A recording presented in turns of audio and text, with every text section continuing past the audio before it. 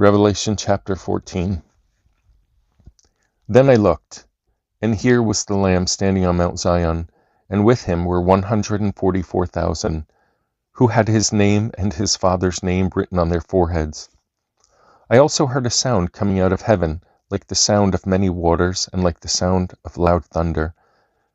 Now the sound I heard was like that made by harpists playing their harps.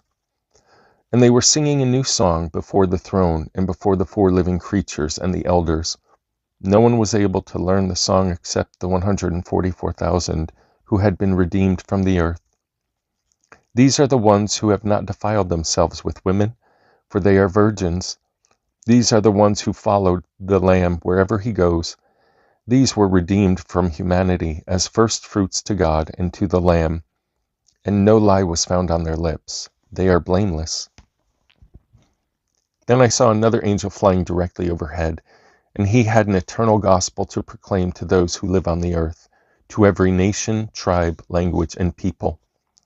He declared in a loud voice, "Fear God and give him glory, because the hour of his judgment has arrived, and worship the one who made heaven and earth, the sea and the springs of water." A second angel followed the first, declaring, "Fallen, fallen is Babylon, the great city. She made all the nations drink of the wine of her immoral passion."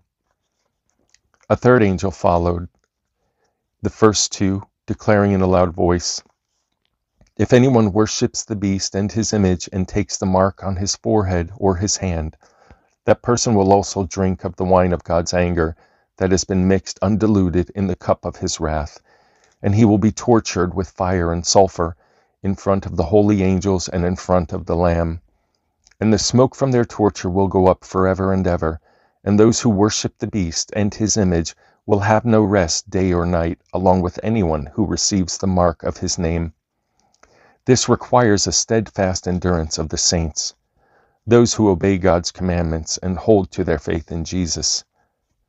Then I heard a voice from heaven say, "Write this: Blessed are the dead, those who die in the Lord from this moment on.